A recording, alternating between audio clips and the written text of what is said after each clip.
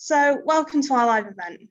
Here's what we have planned for today. So we're going to start off with Stephen, he's got a PowerPoint for us, and then after that he'll answer any questions you have. So just make sure you get them in the chat from now. And that's all going to be around nature and wellbeing. We're very excited to hear it. But before that, we were supposed to have another guest speaker, Asha from the Students' Union, but unfortunately she couldn't make it today, but she has sent us a short video, which we're going to play for you now. Hi everyone, my name's Asha and I'm your welfare officer at the SU, and my job is to look after all things welfare, pastoral, inclusivity, diversity, and ensure that you're having the best experience at UOG, and also signposting you to places in case you need support, such as the student services team at the university. As well as this, I run campaigns that are for different students at university, such as the checking in campaign that I did in November and a mental health matters campaign that I'm doing this week in April. So any kind of need anything welfare related or kind of pastoral care, please feel free to contact me, because that's why I'm here for you as your SU welfare officer at the university. Thank you to Asha for sending that one in to us. It was great for her to still contribute. So now it's over to you, Stephen. Lovely. Thanks, Marianne. Yeah, thanks to Marianne and Charlotte and the whole team for inviting me. It's great to be here to talk about nature and well-being. And yeah, so I'll just get straight into it. The first slide is, so go back quickly, there's a picture of me holding a dog. So just to introduce myself quickly, yeah, I'm Steve Dawson. Yeah, that's me holding Watty, who's a bit of an anti-panda. But yeah, that's us at the Lake District. And basically, yeah, my role within Gloucestershire Wildlife Trust is Community Action Officer. So my role is basically to go around to different communities around the county and to get them involved in nature, but also to empower them to help nature.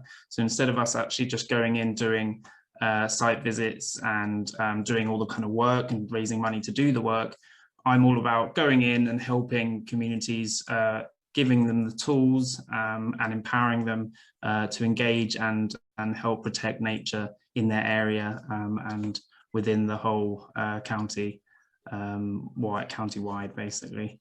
Also, that's part of the community side, but also I deal with citizen action. So what I'll talk about a bit later is some actions that you can do to get involved in nature, which I'll explain can help with your well-being and your mental health. But that's basically activities you can do at home or out in the community. Either way, they're pretty straightforward, but they do kind of grow up to be a bit more complex depending on your interest. So yeah, a bit of citizen action and then community empowerment as well. My experience kind of comes from a whole host of different backgrounds. I've done a lot of volunteering abroad and in the country. I started my kind of wildlife conservation experience working in South Africa, working with primates for about 2 years. And that was great because it not only integrated kind of with, it was international volunteers, but also the community in the area in South Africa. So working really hard to help change opinions about how monkeys can behave. They can obviously be very cheeky, but that obviously deserve a place within the ecosystem and within the area that they were in. So that was great to get a lot of experience from that, and that kind of sold it for me in terms of wanting to help nature, animals to thrive and to conserve them in general. And then went on to do a course called Integrated Wildlife Conservation at the University of West of England. And that was great because that gave me all different kinds of experience in wildlife conservation, from sociology, psychology, to the kind of ecological principles.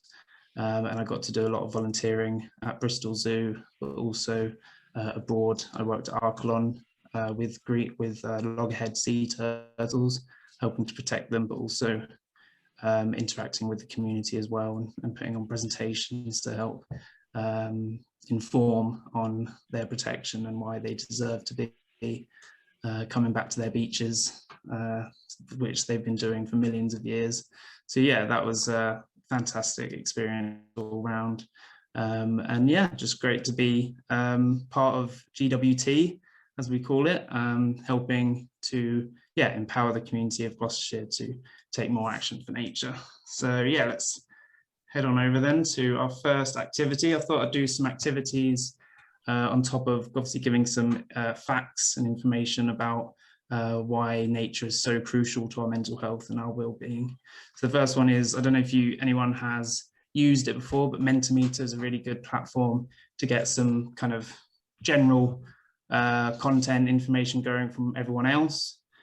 So we're going to try and make a word cloud today on on just different words about nature and different words about mental health and well-being. So, oh yeah, it's people already doing it.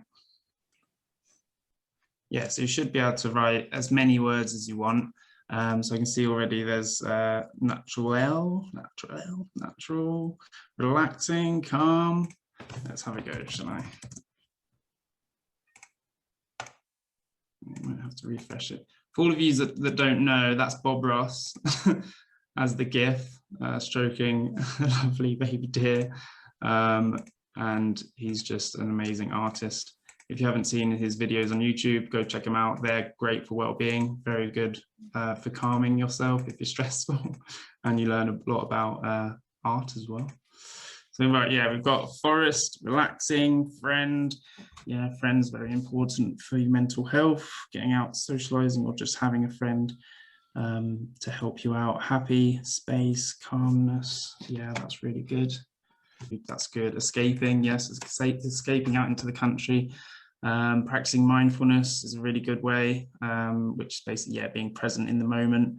I put in forest, but there's lots of ones that kind of cross between nature and well-being. So things like green therapy and green exercise, which are basically just like things that you do in nature. So green exercise is exercise that you do in nature. Forest bathing is a good one that I came across a couple of months ago, and it stems from a Japanese concept, which is pretty straightforward. I think there's more to it, but basically it's about going into a forest, laying down in the leaves, in the undergrowth maybe, or sitting up against a tree and just closing your eyes and being mindful, being present, and just listening to the sounds of the forest, of the birds, animals that are there, the wind, the rustling, and that is known to help with mental health. It's known to help relax you and calm you, and yeah, just give you a sense of peace, really. So that was a great one that I found. Okay, so nature, relaxing, forests, rain.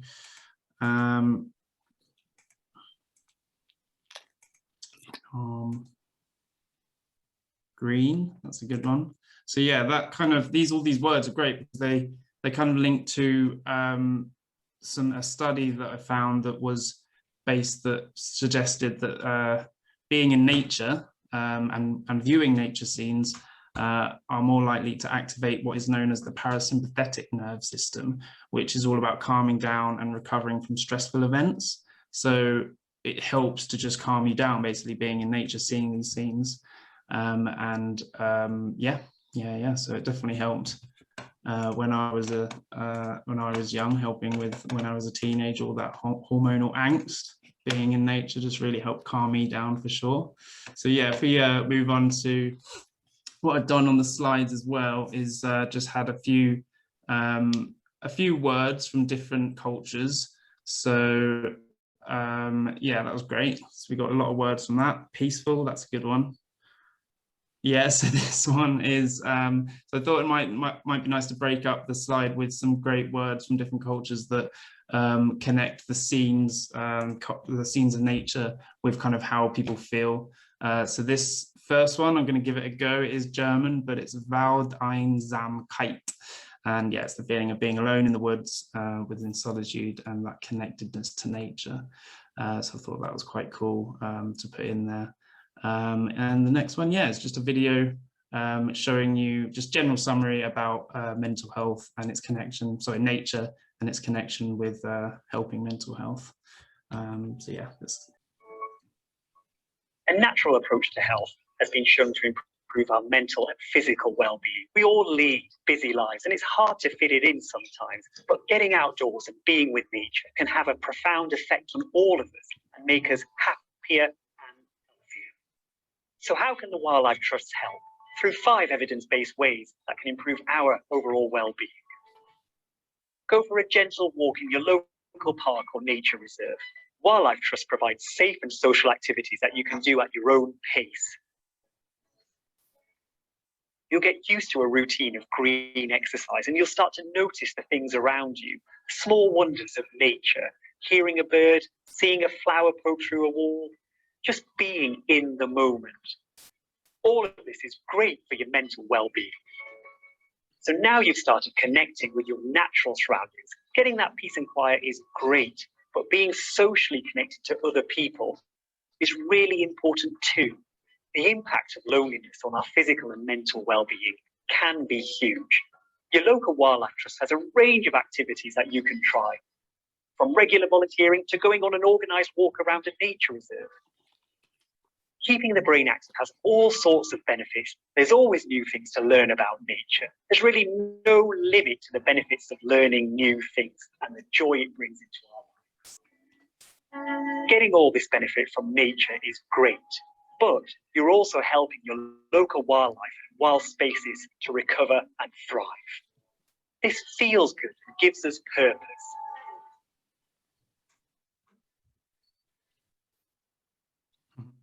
Great, yeah, I love that video. It sums it up really well. So I'm just going to go, talk to a bit about that. But basically, within, especially these days, within the global pandemic and the disruption to our lives, it's the increase to our mental health issues across the UK. We at the Wildlife Trust just recognise just the value of staying connected to nature on our well-being. It's a huge tool and one that is more and more recognised from the NHS and DEFRA, which is the Department for Environment, Food and Rural Affairs.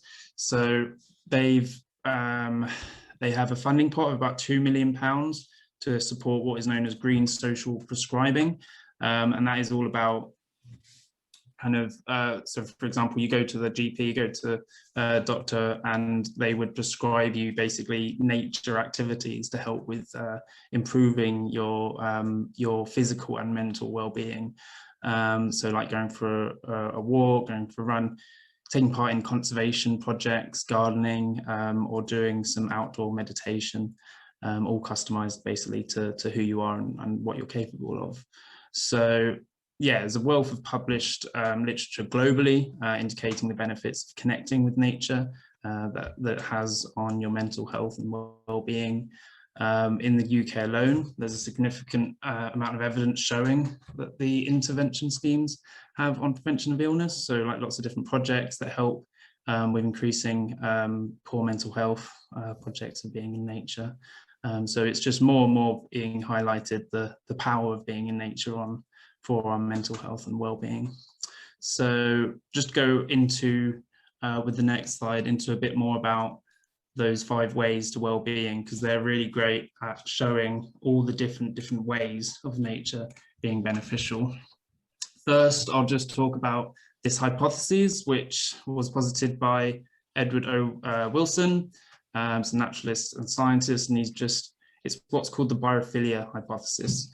And basically what it is as we evolved within different environments before kind of the Industrial Revolution, when we were foraging, basically during that time, when we were evading predators, when we didn't have the resources that we do now, when we weren't the apex predators that we are now, there was kind of evolution through our brains that meant that being surrounded by forests and green spaces, we coined with certain degrees of safety, and so there came with that a degree of positivity.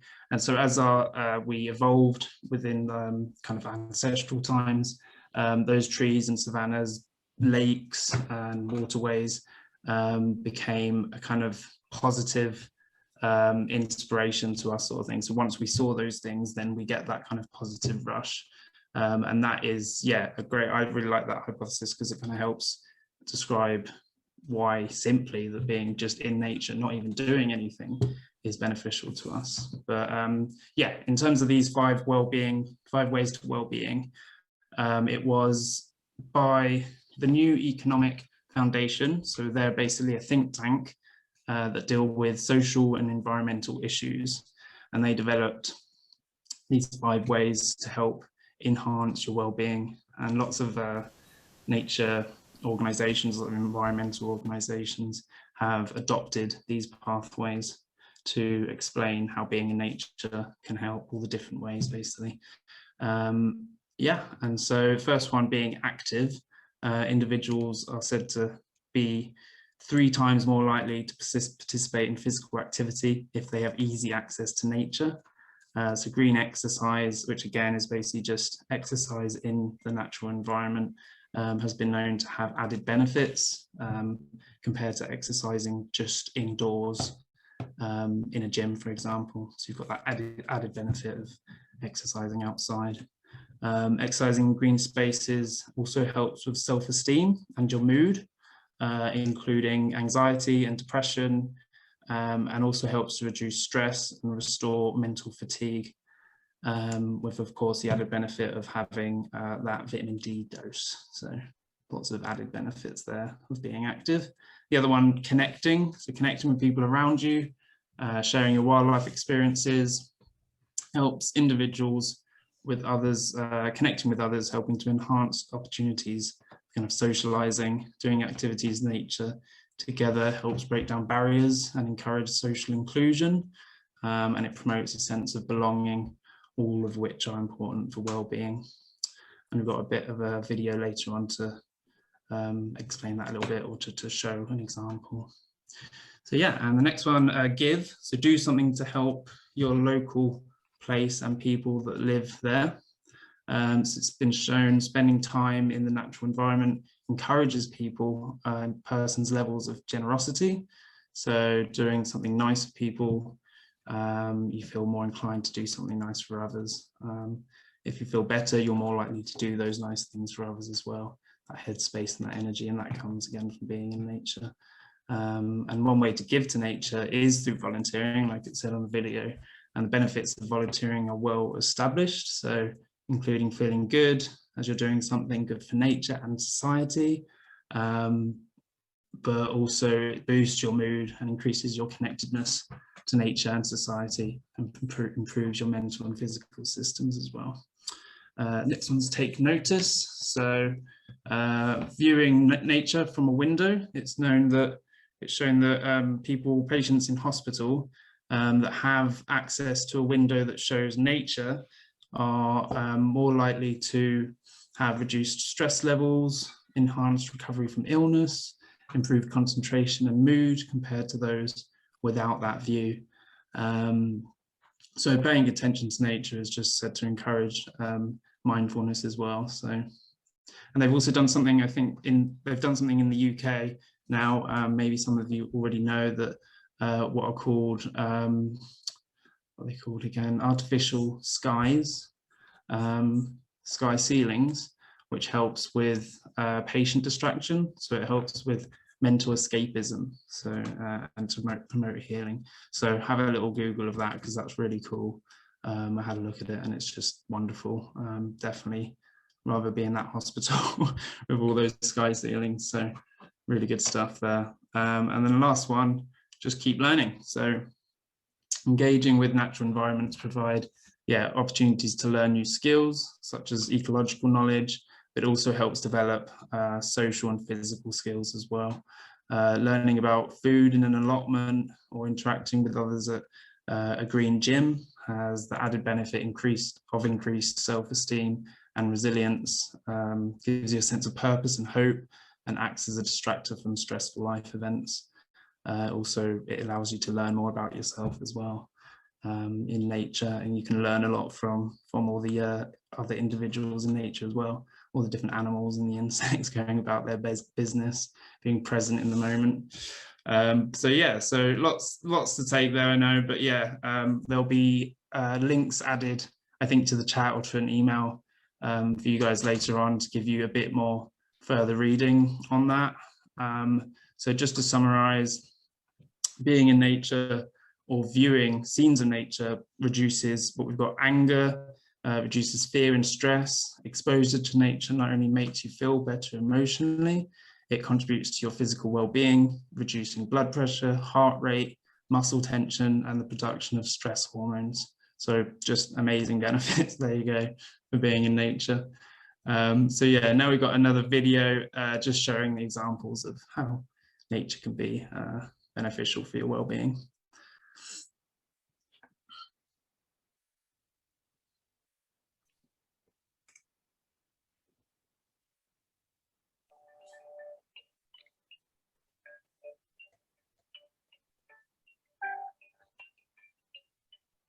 I'm doing my bit towards hopefully preserving the environment and making it more adaptable in the city to have these sort of nature reserves and open spaces where wildlife can hopefully proliferate.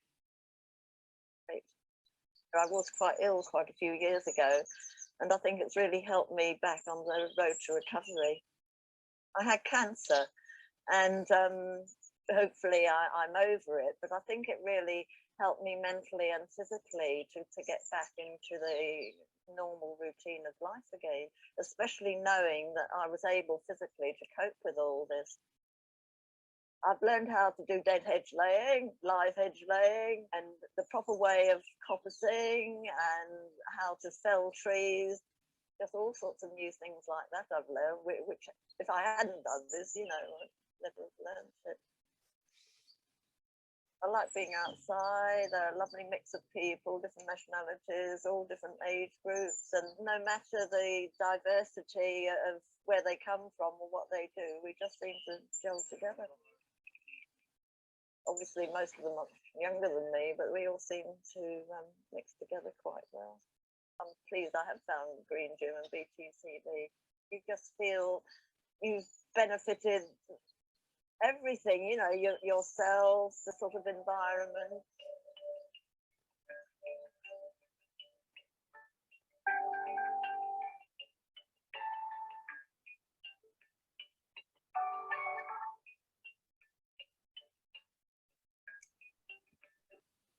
Yeah, awesome video. Really enjoyed that. Thanks, Jill. So one of the best takeaways from that video, I guess, that is good to point out, is the kind of breakdown, I suppose, or just the working together of different generations. So lots of experience, lots of volunteering that I've done, just worked with just a wide range of ages and cultures. But yeah, that feeling of coming together under a single cause, just a single objective of helping nature or protecting wildlife is great. Yeah, you just gel. You sometimes, if anything, sometimes you come away with better best friends because you're just in the thick of it and you're just coming together and you're working together and you just make those connections. And yeah, I really enjoyed that video because it connects with what I've experienced in my career so far. So yeah, the next word from different cultures is Gaelic, and someone might have to help me. I've tried to find out how to pronounce it, but at the moment all I've got is Ait, so I'm going to go with that, but please don't shout at me. Maybe you can come and tell me how to pronounce it, but I really enjoyed this one. Yeah, placing Chinese stones in streams so they sparkle in the moonlight and attract salmon in the late summer and autumn. Just reading it just makes me feel really calm. I suppose viewing it would probably yeah, send me into a really nice meditative state. So I really enjoyed that one. And yeah, so just a little bit about projects that the Wildlife Trust, the Gloucestershire Wildlife Trust, has been involved in that's helped with mental health and well-being. It's not on anymore. So I wanted to do a previous one and a current one. So the previous one was Brighter Futures, and that was, as it says there, directed at long-term unemployed people, marginalised individuals due to learning difficulties, those with contact with the criminal justice system, those suffering from social isolation or health issues. So now more than ever, we need projects like this, especially with the pandemic that's still ongoing. But our Brighter Futures has delivered excellent results. We've got volunteering for 12 weeks. The Wildlife Trust found 83% improved their mental well-being. New volunteers trebled the number of days they were physically active, and 60% reported becoming more physically active as they went on with their lives. So yeah, this is just, that's fine, yeah, you can go ahead. The next one is basically a video on Brighter Futures, and this is Will, my manager, talking about what it is and how it's helped.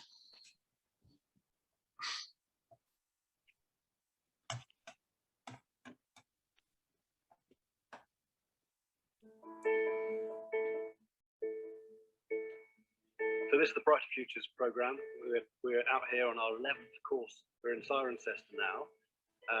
These are people from the local area who've come out to learn about wildlife identification, about survey techniques and habitat management. And it's going really well so far.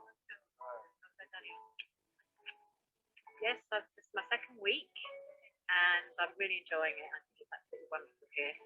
We're doing great work for the environment. Last week we did wading in the river. Collecting all insects. I just like to be in this environment. It's a really nice environment and it's helping out the wildlife and everything like that. So really belong here. So one of the great benefits that come from participants who have done the course is that 71% of people who've done it have had a significant increase in their well-being. That's measured through the Warwick Edinburgh scale. So it's nice for us to be able to demonstrate that statistically. But really, you can see from people the profound effect that courses like this, people coming together and socialising with each other and sharing this enthusiasm for nature, you can see the effect that has on us. The real beauty of it is the huge variety of different people that we have involved, all gelling together with a common cause, a common enthusiasm for wildlife. It is, it's a good experience. You have a good laugh, good banter, and you do learn a lot of different things on the course. It's mixing with people with dyslexia, disabilities, everything like that.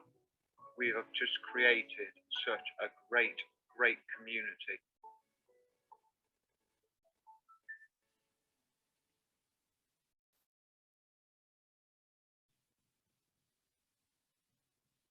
Great, I was on mute there. So yeah, that's another awesome video just to show the strengths of the project there. Again, a nice takeaway from that is the gelling together of communities that wouldn't have otherwise come together and form those kind of strong bonds, learning about skills, learning or gaining skills to do with nature. So really cool. And it's still going on. It's changed a little bit, but basically, yeah, the current program we've got going on now is called Our Bright Future.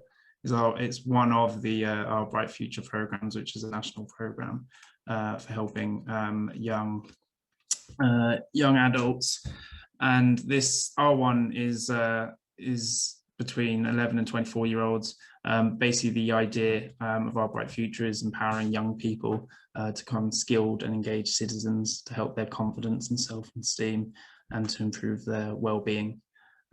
So the Avon and Gloucestershire Our Bright Future programme is again, yeah, between 11 and 24-year-olds, and is an opportunity to learn new skills, gain practical experience, and take action for the environment. So some activities might include gardening activities or making a hedgehog home, creating like hedgehog corridors as well for hedgehogs to migrate and not get stuck in gardens, for example. Planting for pollinators, so flora plants that are more beneficial for pollinators, bees and butterflies, and working on nature reserves as well, gaining like land management skills. Don't have, because it's still going on, don't have many results at the moment, but the participants will take part in a WebWebs survey. So WebWebs is the Warwick, yeah, like I said, Warwick Edinburgh Mental Wellbeing Scale. And that measures mental health and change over time. So if anything to go by the Bright Futures, then we should get some good results from our Bright Future program that's going on. I just wanted to share a really nice example that Millie, my colleague, shared with me the other week as a result of our Bright Future. And that's from one of the sessions that she's doing with, I'm not sure how many gardens that she's got. I think it might be 3 gardens around the county. And that's, community gardens, especially for our Bright Future program for groups, young adults to come to and learn skills. And it's just about one individual, one teenager attending the project that suffered severe anxiety beforehand, and still I think does, but showing how this project helped, and that she needed, to the extent she needed training to, say, use public transport, so confidence was so low. She could hardly kind of talk whilst at the sessions and didn't like doing any of the work. But after several sessions at the garden, her confidence started to increase slowly. She started to come out of her shell a bit more, and she engaged with people and the plants that she was working with. As a result, her confidence and exposure to the gardens grew, and she realised that she had a deep passion for all things flowers. She then went on to volunteer at a local florist on her own accord, and then was offered a part-time job. And that all is amazing. That's a great little anecdote, but my favourite part is the confidence that being in that kind of environment, being with nature and other people, helps them to grow to the point that they can initiate conversation. So instigating conversation can be quite daunting sometimes. I know I find it. So to be able to do that just increases the quality of life and your general well-being. So yeah, really cool stuff coming out of that project. So we've seen the video. And also, yeah, there'll be links. I've included a link to our Bright Futures. It's still going on. So if you do want to get involved, or if you know someone that could benefit from it, then please pass on those details. As I say, yeah, they'll be in the links. So yeah, another one from Japan, Komarebi. Again, feel free to send an audio of yourself correcting me there. But again, great, awesome noun there. The sunlight that filters through the leaves of the trees. It's great just to have that as a kind of conversation starter, isn't it? If you just in the forest and the light's coming down, you can just say randomly Komarebi and people will be like, what are you talking about? But at least you'll know and you can teach them, I suppose. Yeah, that's a great one. Yeah, the next one is just a little activity and you can do it. I don't know how you want to do it, Marianne, if you want to do audio or just in the chat. This is a guy obviously having a very nice sleep. Maybe he's just meditating, who knows, but he's having a great time relaxing in the tall grass. I've just put it over a load of activities that you can do in nature to help your well-being and help your mental health. But beforehand, before fading him out on PowerPoint, I thought it might be good to see if anyone wanted to contribute and give us some ideas of their own that they think will help your mental health by being in nature. So if you feel like you want to participate, then yeah, just add to the chat. So an example might be just, yeah, going for a walk in the forest, or like he's doing, just having a lie down and listening to nature's soundtrack. Can I just, sorry, quickly, Stephen, if anybody does want to contribute, could you just send me whatever you want to say and then I can read it out for you? Just because of the way we've got the chat set up. Okay. Did you want me to talk about an experience or? Yeah, you could do, or an idea that you have to help that's in nature that you think might help with mental health. I think one of the main things is when planning this event, we had a lot of long meetings, and as you know, they were fun because connecting with people that you don't connect with, especially during lockdown. But for me, like, one of the standout things was when it was a really, really like nice day outside and we had a late meeting, and I called it early just so everyone could get outside and enjoy it, because it's not fun being stuck on your screen all day. So just being able to get out that evening, I think it made everyone feel a lot better. And as well, like being at uni in my uni accommodation during lockdown, it got quite overwhelming at points. Just not being able to go home and just seeing the same 3 people every day. So one thing that helped me was just taking that time out, going out for 10-15 minutes just for a walk, even if it was just to the canal, sitting by the canal for a little bit, just like connecting with nature, however small. It just made it feel so much better. Yeah, that's great. That feeds into what I'll talk about just in a sec about nature connectedness, and how connecting with nature doesn't need to be going into a dense forest and connecting with some rare species of birds. It just means in any way possible just being around those noises and those sights and those images, just to the point of looking at some birds or looking at some trees on your phone. When I was at uni, I used that a lot. I listened to kind of relaxing classical music sort of thing, but in the backdrop was like lots of like water flows and kind of meadows and things like that, and it helped. I think it definitely helped. So good point there. Let's get rid of this picture and let's have a look at some of the ideas. Yes, here we go.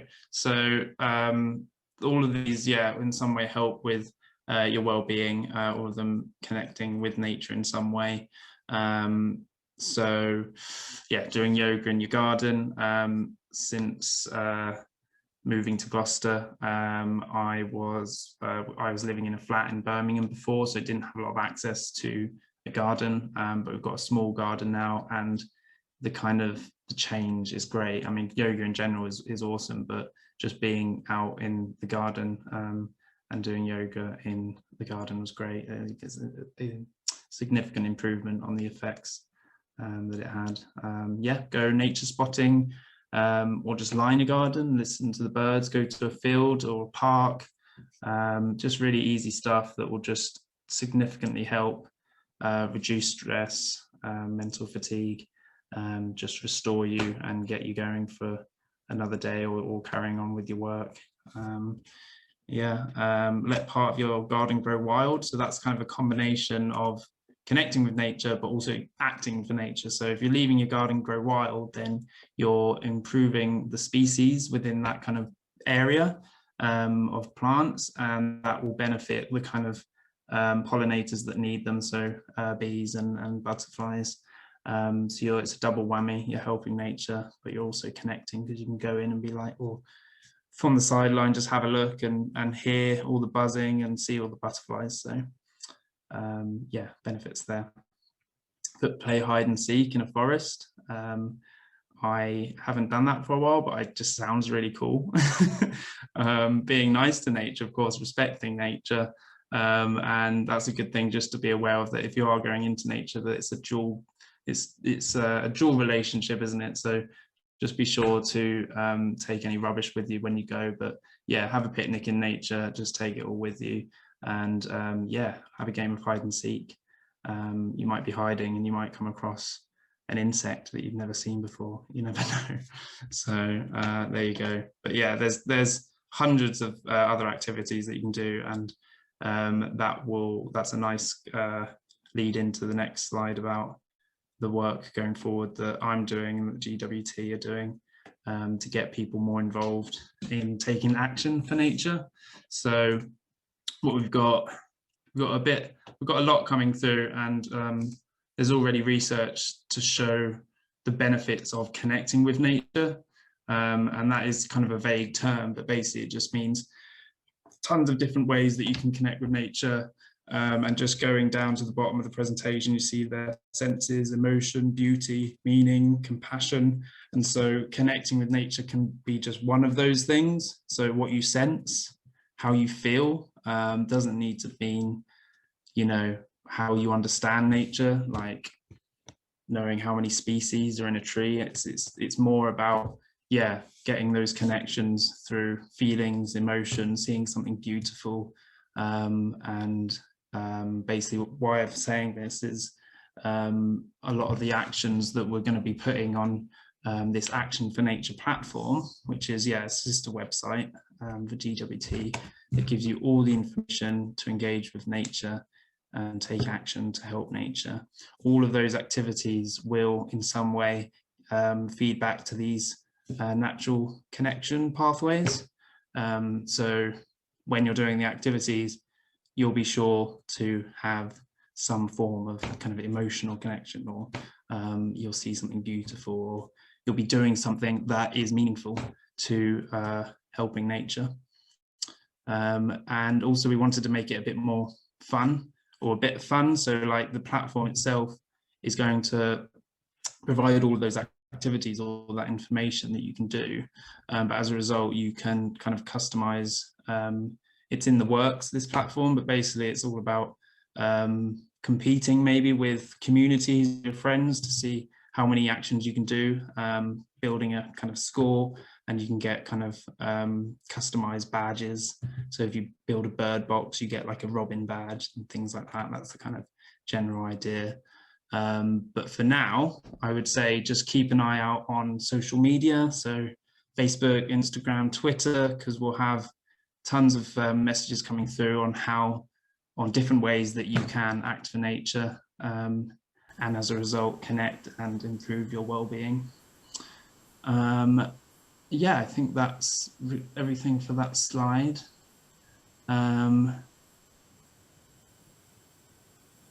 Yeah, so just to summarize, basically, again, that nature connectedness is quite vague, but it can mean anything from, oh, that wasn't me. I was afraid that was me then, but it's not me. Okay, so that connection means basically anything from, like I said before, looking at nature on a TV screen or through a window, planting some pots on your windowsill if you don't have a garden, or planting some, we planted some wildflowers in our little garden, and hopefully they'll come through soon, and that'll be great to see some pollinators benefiting from that.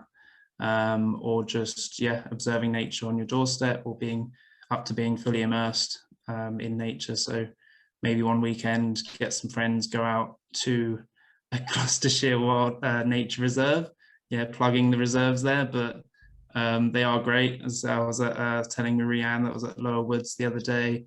There's Robinswood Hill, which is in Gloucester, which I'm in the centre near the dock, so it's literally like a 15-minute walk for me, but there's parking, so yeah, organise if you can to get to one of those sites, because you'll definitely benefit from it.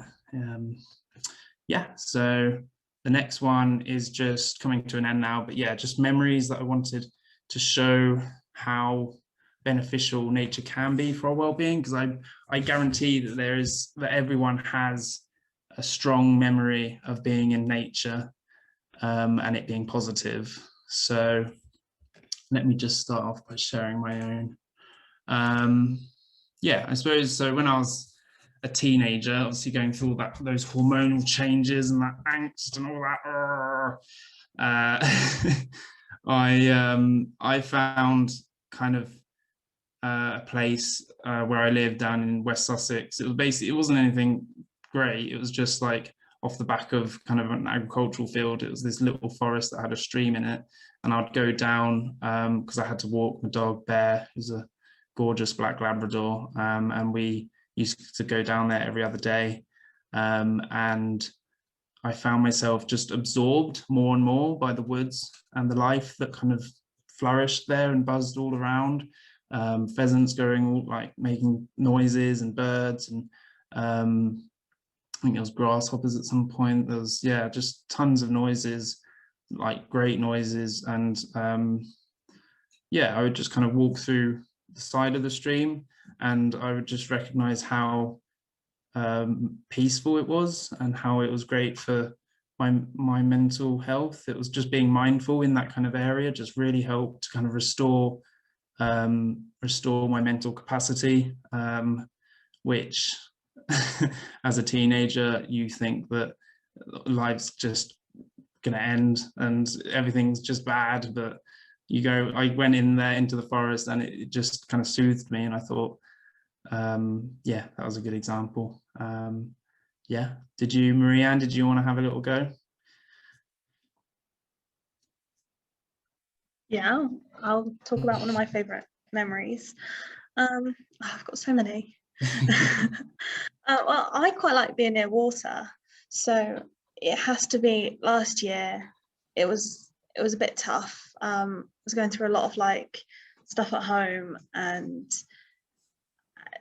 yeah, so it was just a bit difficult, like being at uni, being so far away from everyone at home. It's not so far away, I'm from Swindon, but yeah, just being like away from them, it was difficult at that point. So I took one of my friends, and we just went down to the docks, and it was cold. I think it was probably like March time, so it was just before the lockdown happened, and yeah, we just sat like by the docks for like half an hour in silence, just the two of us, just absorbing everything, like the birds tweeting, the canal, it was just so beautiful. It was just a very peaceful moment to be in. And yeah, it's just, whenever I think back to it, it just makes me happy. I just love being sat near the water, and it's just been too cold recently to be able to get out there. I mean, we've had some hot weather. I haven't managed to get back out there. I live a little bit too far away for it to be a nice walk. But that's really good to suggest in terms of like access to nature, because when I was up in Birmingham, the only real kind of access to nature I had, we did live next to some parks, which were great, but say if I lived in the centre of Birmingham, the only real access is the canals. And Yeah. so I often ran home from work, and I would like encounter like Canadian geese. There was like great herons and stuff that I encountered, and it was just great. Like, you wouldn't have thought that you'd kind of be engaging with nature, but just being on the canal is a great way, even if it's just ducks. You know, those ducks can be very quirky and funny most of the time. Definitely. So yeah, that's really good. Yeah, I didn't know if you wanted the kind of structure of if someone else wanted from the audience to contribute, but yeah, I don't know if they wanted to is it not allowed to for them to I'm have happy to do it if you want. Yeah. Yeah, no, I'm very similar with like the Mary-Anne sort of situation with like the water side. Obviously, growing up, it's always been a family thing to go like to Bourton on the water, and growing up you could walk through that little stream, and it's just like every time I'm near water, it is that soothing, relaxing sort of that childhood memories bringing back. Yeah. But then recently it is going to like ponds and just seeing the ducks, and you're like looking at them, and they are really pretty, and you're thinking actually it's nice just to be away from big city buildings and main roads and just bits like that, really. Yeah, it links back to that biophilia hypothesis, which is that we're not it's kind of in reverse. If we're not if we having positive feelings from looking at nature because of the evolution of our brains, then it stands to reason that we weren't evolved to be around by such tall buildings and imposing cities. So Obviously they have their place and they're great, but you need nature to, or nature is just a massive tool for helping your mental health. Yeah. Cool. Okay, so the last slide is basically just a quote from Simon Barnes, he's just one of my favorite kind of naturalists. He's an author and a journalist, but he writes a lot about kind of the connection to nature and just about nature in general. Yeah, I've got one of his books, which is 101 Animals Around the World, which is just great, and that just helps. I think even just reading about nature as well helps your well-being, because just reading about the kind of history of how we've evolved with nature is great, and that's what that book does.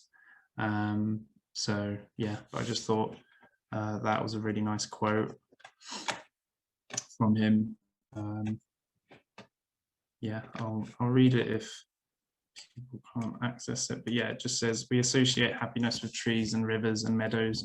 Nature refuels us, allowing us to return to the stresses and excitements of making a living and looking after our dear ones. Nature refreshes our spirits, and that profoundly affects the health of our bodies. Nature makes life possible. Nature also makes life worth living. So yeah, I thought that was yeah, a really beautiful quote. I think I've come to the end. I didn't know, I want to kind of just finish on kind of summarizing. For me personally, like I said, I talked about my childhood, my teenage years, about the benefits of being in that little forest. But presently, I have experienced issues with generalized anxiety, and that was when I was living in Brussels. Me and my partner went there. She to volunteer at the European Commission, and I to do some teaching there with TEFL, so teaching English as a foreign language. And I found Brussels is amazing, like definitely go. But for us living there, it was quite intense because there wasn't really a lot of nature. And up to that point, I definitely took it for granted. There were a lot of, there's Parc de Bruxelles, which was great, but again, it was like, I don't know, 2 football fields in size, which is great, but it was very kind of humanized, if that's a term. But yeah, that was great. That really helped, but it definitely got to the point where, on top of teaching, which was a new thing for me, the language barrier, having to kind of deal with the kind of red tape, getting paid, and all of these different stresses kind of culminated in kind of developing kind of issues with anxiety. And it wasn't really until I got back to the country that I was living in, back to the UK, and back to kind of being in nature and surrounded by all of the things that helped to improve my well-being, that I kind of started to get better. Yeah, so I thought I'd just end on that and how it kind of has helped me. I do a lot of running, and coming back and being in my own kind of running haunts really kind of helped me to boost my confidence again and my mental health. So yeah, I thought I'd just add that a little bit. But yeah, that's basically it from me. Hope you learned a little bit. But say there's more links that Marianne's going to send for further reading. Yeah, so I think we're going to send those links out tomorrow. They'll be sent out in an email with a couple of other things, which I'll discuss more later. But yeah, so thank you so much for that, Steve. It was an amazing PowerPoint, and I liked how you got the audience engaged. So yeah, now it's time for questions. I think Emma has got some from the audience. Yeah, I've got a couple. So one of them is, it says, has there been a big increase in volunteers at the Wildlife Trust? I haven't actually been with the Wildlife Trust for that long. However, what I've picked up from colleagues is that, of course, it's gone down in the last year due to the pandemic. So we can't really tell at the moment whether this kind of upsurge of kind of pro-environmental behaviour will increase volunteers. But we've got around 450, don't quote me, but around that in terms of volunteers pre-pandemic, and that is slowly coming up. back up to that number with what we're allowed to do in terms of guidelines, government guidelines. But yeah, I can definitely find out for you. But yeah, that's there is another one. It says lots of people have been out in nature more, but how has it affected the wildlife in nature? Yeah, there is. There was that aspect to begin with where it is beneficial, and I've only kind of read a few kind of simplified articles on it. I haven't done any intense kind of research, but it benefited nature. There was a suggestion that it had benefited nature with the pause, definitely in terms of the atmosphere, in terms of pollutants from amount of cars driving around, but it definitely helped to the point that on a more kind of micro scale, there has been a rise, or there is a projected rise in kind of litter being in accumulating in nature due to the kind of fact that everyone has been inside for the last year odd. So it is projected to increase in terms of littering in our reserves and in nature general. So that's why I just kind of plugged a little bit during the presentation to make sure, yeah, you're taking rubbish home with you, because it's like, oh, it's just a crisp packet sort of thing or something like that. But like with kind of whales and turtles that you see with the marine plastics, it's the similar thing with terrestrial animals as well. Things that they would confuse with food that would get into their systems and basically mean that they can't digest anything, and it would kind of, yeah, mess up their digestion systems. But yeah, yeah.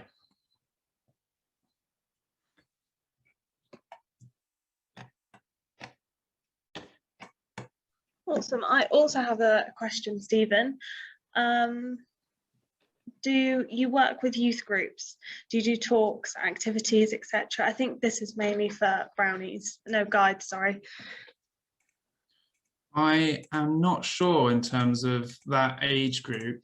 I'll definitely find out and let you know. But what I know is the young kind of teenage, the 11 to 24-year-olds who've got our bright future in terms of engaging and increasing those skills.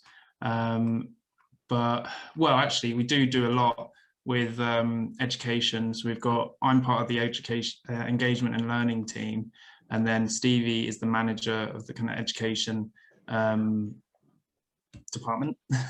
And we have what is called, if I can remember it correctly, it's nature tots.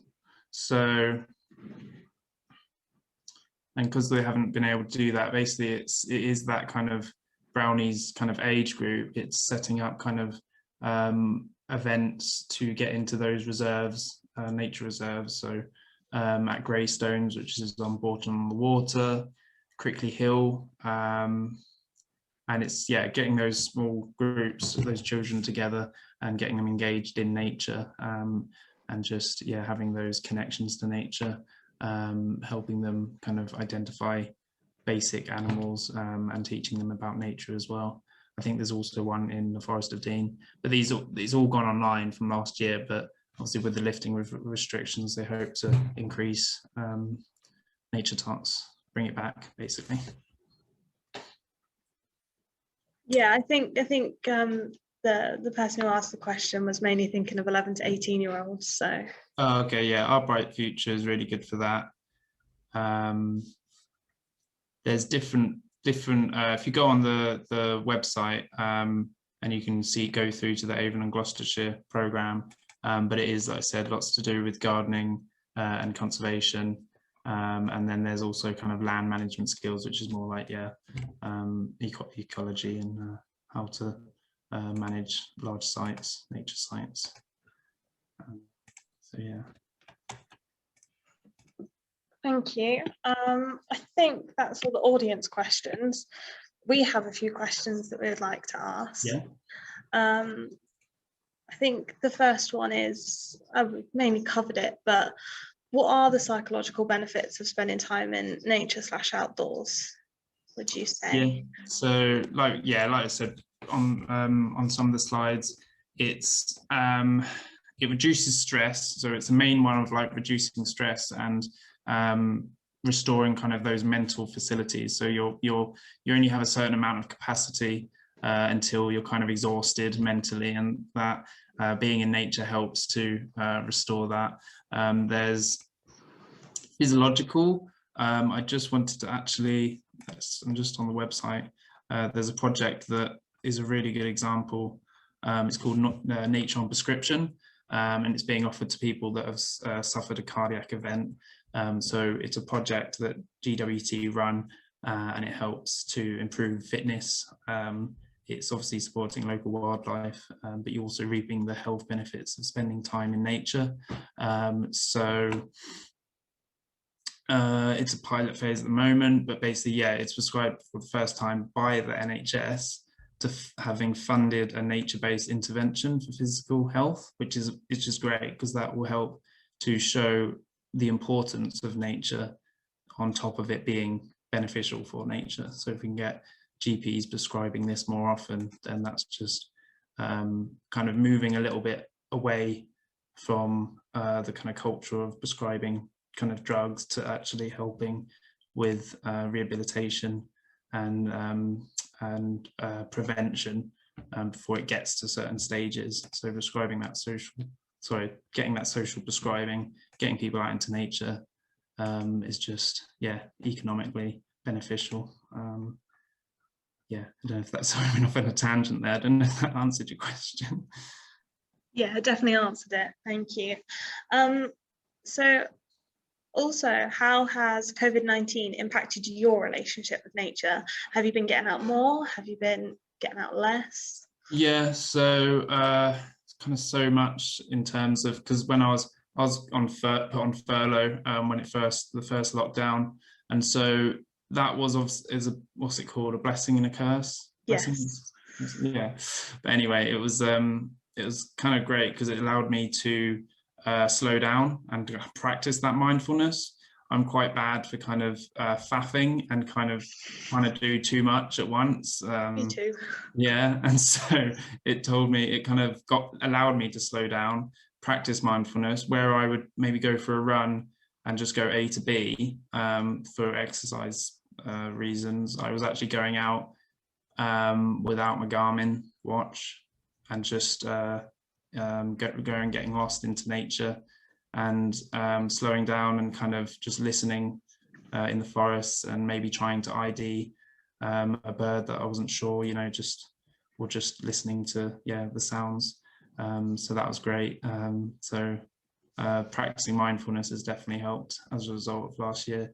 We also got two bunnies, which is great.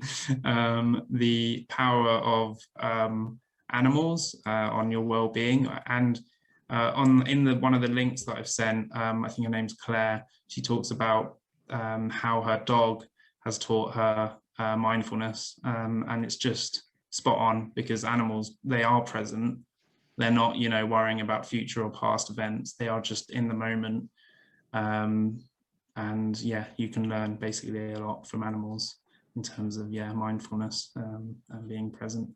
So yeah, but quite a lot I've learned as a result of the lockdown. Yeah. Yeah, I was also on furlough, and I think it definitely gave me a chance that I wouldn't have had before to just slow down a little bit and to take that time, even if it was just sitting in the garden, sitting in the pool with my siblings. Yeah. It was that chance that I wouldn't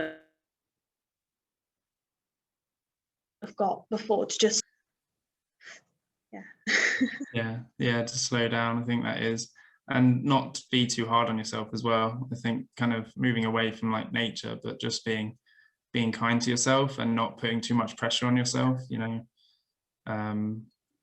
If you have to just chill and watch an episode of Game of Thrones, then that's fine. Don't put too much pressure on yourself. Yeah.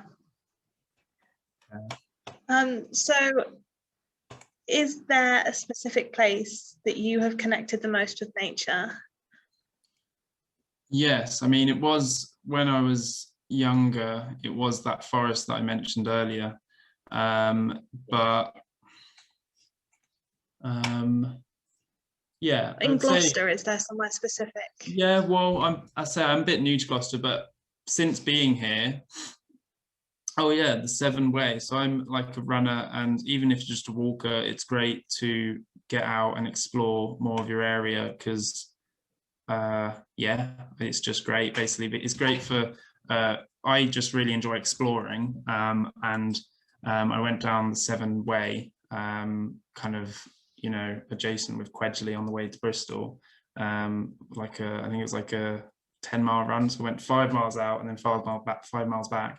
But what I saw was just great. I mean, I was obviously keep my fingers crossed for seeing otters and stuff, but it's probably not going to happen. But probably because I'm you know, quite loud as well when I'm running. But yeah, the songbirds that I heard and saw, seeing butterflies on one of those sunny days last week, it was just great. And it was the fact that it was really quiet as well.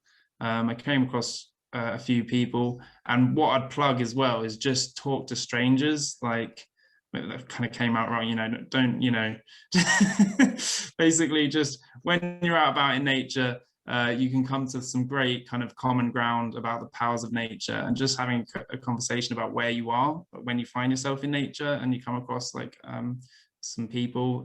It's really great. Like, it just makes my day sometimes. Like, if I'm having a rough day, just chatting to someone and being like, oh, even just a fisherman, I'll just stop and being like, oh, how are you getting on, sort of thing. And just chatting is just, I just feel so much better afterwards, just having a joke and yeah, having a laugh. But yeah, the 7 Way is definitely at the top. Robin's Wood is another one, because I love being high up. I love just seeing that, you know, being on those kind of picturesque big landscape areas, and Robin's Wood is great for that.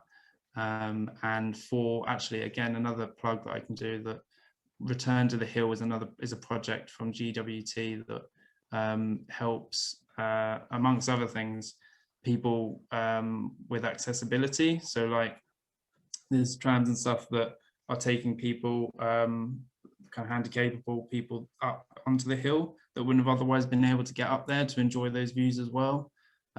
So again, just drop me an email if you want to hear more about that project. And they're doing memories at the moment. So if you've got any memories of having lived in Gloucester on Robin's Wood Hill, then I can pass on some details, and you guys can, the audience can share memories of being in Robin's Wood Hill. But yeah, lots of places. Yeah, I've been up to Robin's Wood, and getting to the top of one of the hills and just looking down, it was breathtaking. Yeah, it's just, and it was nice to just be there as well. I was with some friends and they were like climbing the trees. I was just taking it all in. I'm not great at geography, but it's great when because you can turn around once you get up there in terms of coming from the entrance, and you look back at Gloucester, and then is it maybe, I'm not good with memory, but when you basically turn around, you just see a lot more green. And I don't know if that's facing the Cotswolds, but yeah, you just get a bit of both. You can go and be like, oh, there's my house, and you turn around and there's like, oh my god, there's just tons of green, it's beautiful. So yeah, it does a bit of both. Yeah, definitely. So over the years of working in your current position, or over the year or so, how have you been more sustainable? Yeah, so well, I mean, it wasn't really because of my job, it was just from my passion, being passionate about the environment and about wildlife in general. I've been vegetarian for about 15 years now, and I've been vegan for a year or so. But so I would so encourage that kind of diet change. I mean, it's just, all the stats are there about how kind of the agriculture industry is one of the ones that impacts.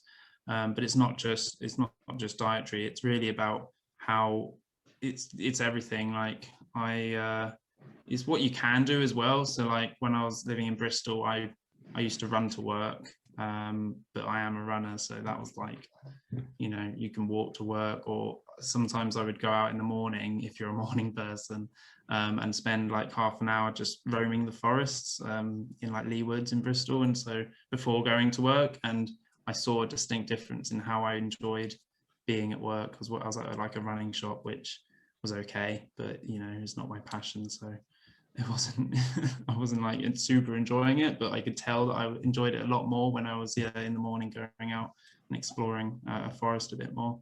But yeah, things like that. And we have like planted some herbs and stuff to grow some more things, and I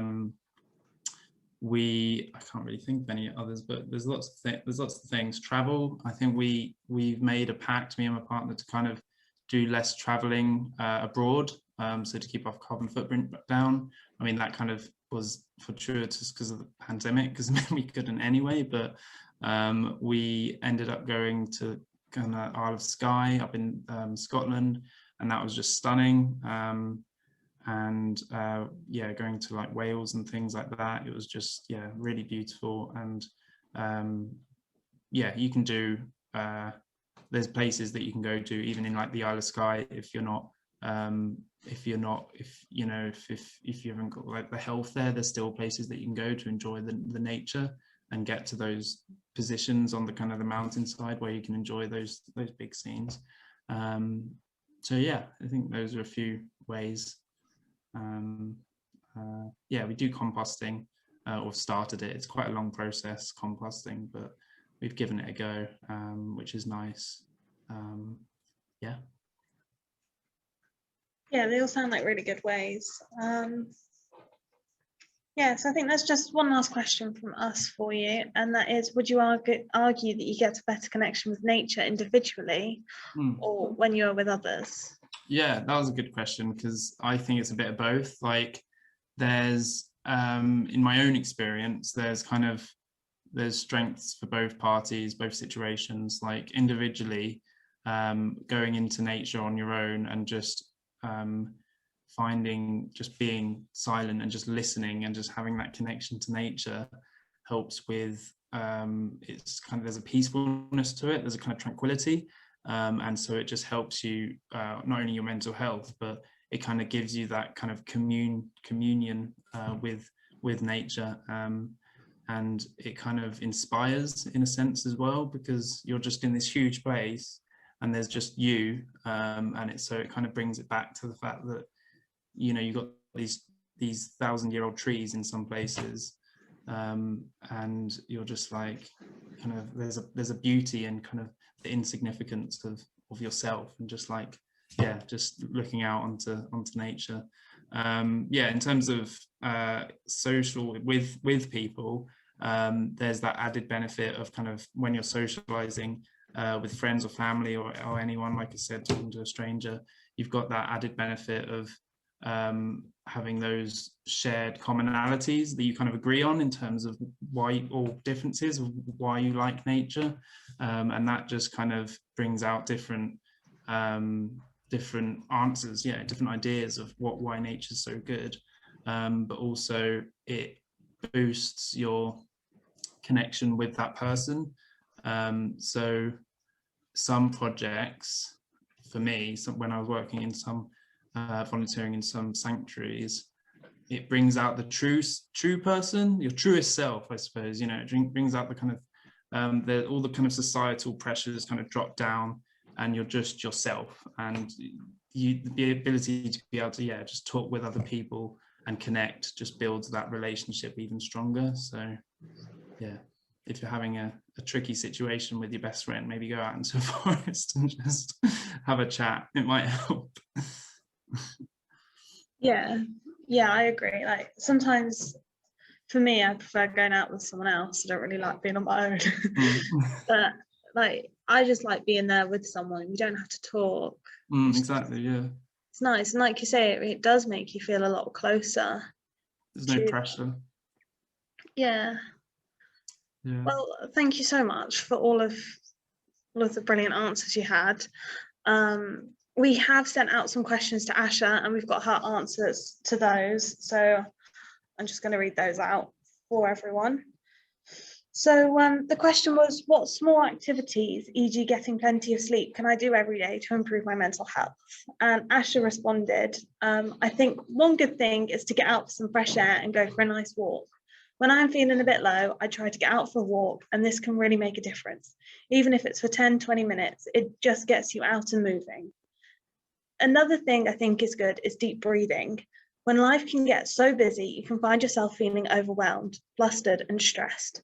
And if you're able to take a moment to stop, breathe, and reflect, to get back to the present moment and ground yourself, then I find this can be really beneficial.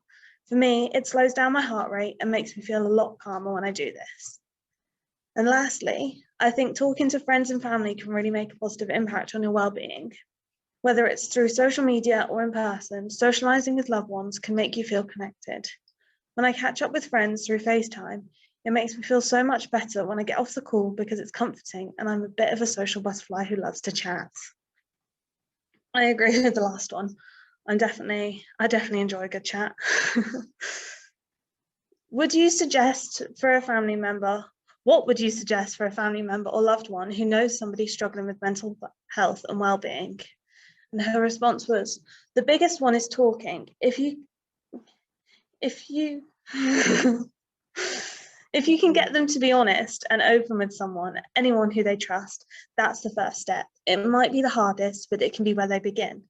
This can be the time when you let them know you are there for them. You will support them. And it can be good to let them know they're not alone in all of this. When I struggle with my mental health, I push myself to talk about it rather than bottle it up, even when sometimes I want to keep it to myself.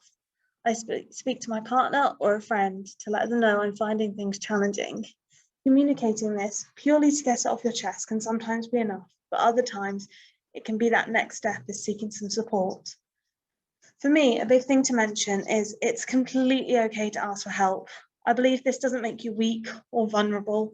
It just means we need a helping hand for something we are finding tough. Speaking to a counsellor, a GP, or a mental health service can really help us to feel better. The first suggestion I would make is talk. The next suggestion would be having a conversation with someone professional who can support you best. If they've got you, a loved one, and seeking help externally, that can really make a difference.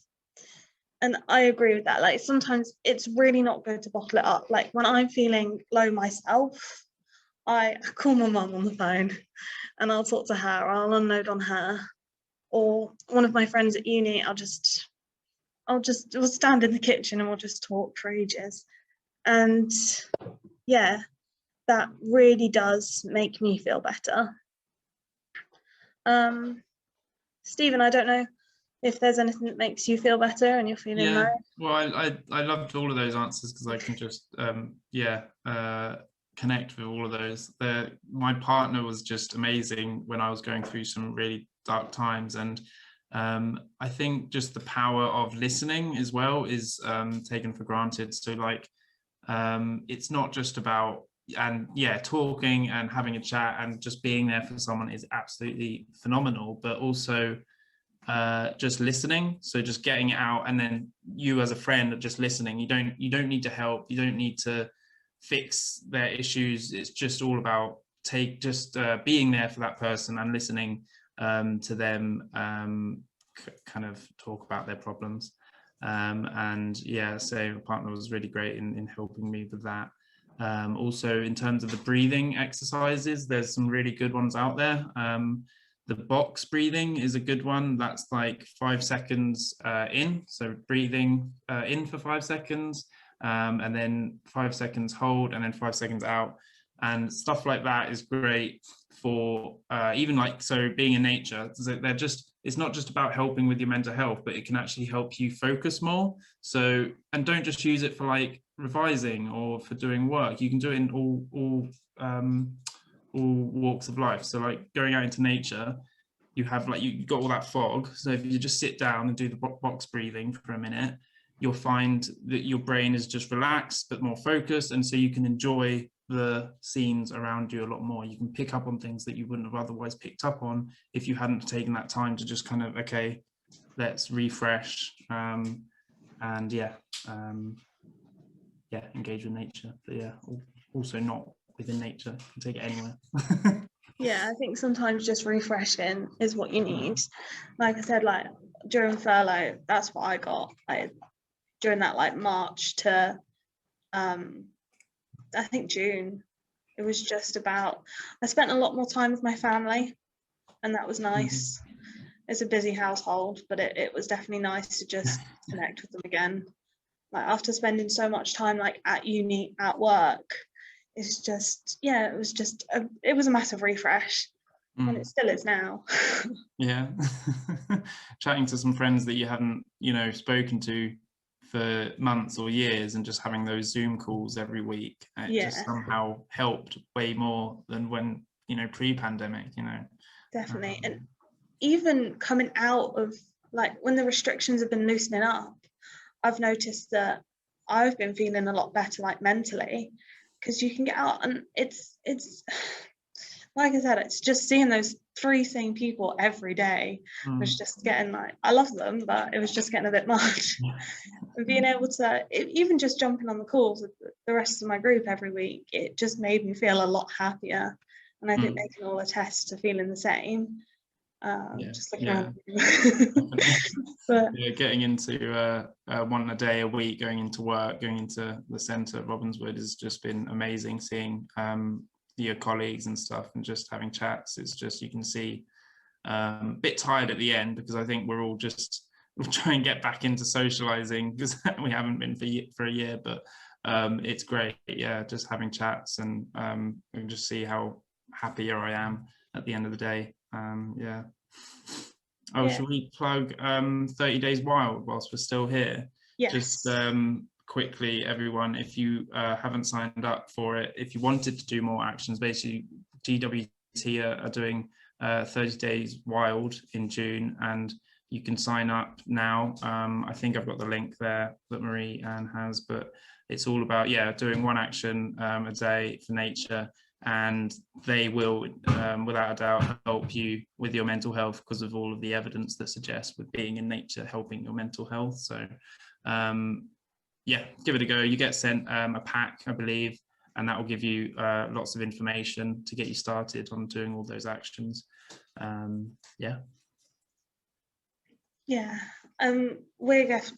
whole group and we're all going to sign up for it, I think. Just because after doing this event, it's made us realise that actually connecting with nature and just being in nature is important. And we want to do 30 Days Wild. We're going to put it out to our lecturers as well, try and drum up student interest. Yeah, no, it's cool. I'm looking forward to it. The first year that I'll be doing it, so I'm a noob to it as well. It's going to be fun. I think it's going to be fun.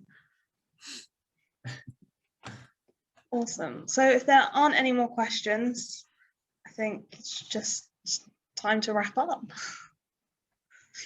So we're going to finish by announcing the winners of our competition, who will receive a sustainable prize.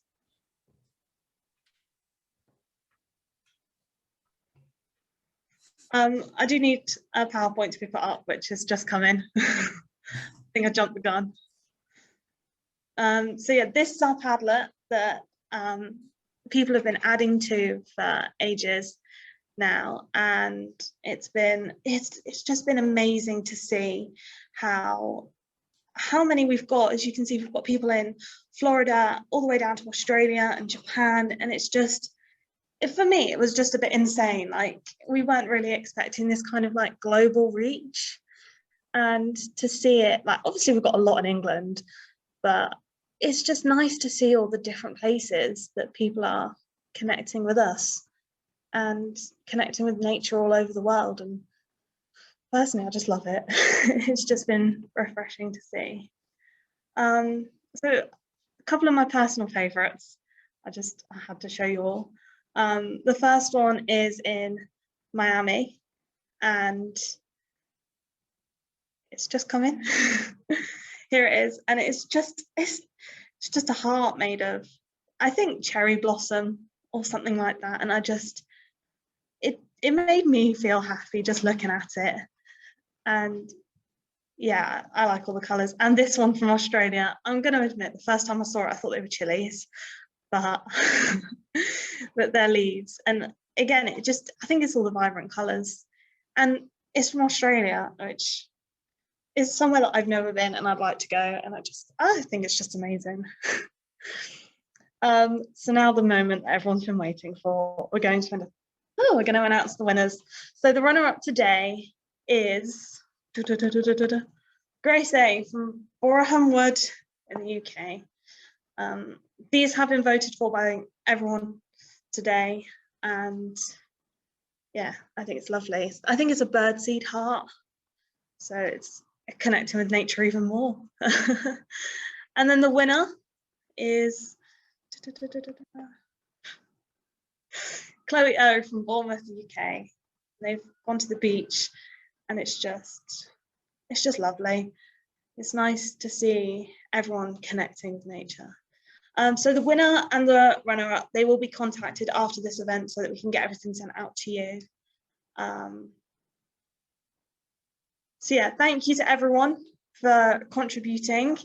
The links from Stephen's presentation will be sent in a follow-up email tomorrow, as well as all the hearts from the Padlet, which everyone will receive, so that you can enjoy all the pictures just as we have. Here's a few more of the pictures that have been added. And yeah, finally, we just want to say, although this event is ending, we want you to keep connecting with nature, whether you do this through 30 Days Wild, which we would suggest, or just getting out with your friends and family, going for a picnic, playing hide and seek in the woods. Why not? I'm going to do that. But especially into the summer, we hope that the weather improves for then. So thank you. That's everything from us. We hope you've enjoyed it. Thank you, Stephen, as well. It's been a pleasure to have you join us. Yeah, it's a great message. So love to, great to be behind it a little bit. So yeah, thanks. Thank you.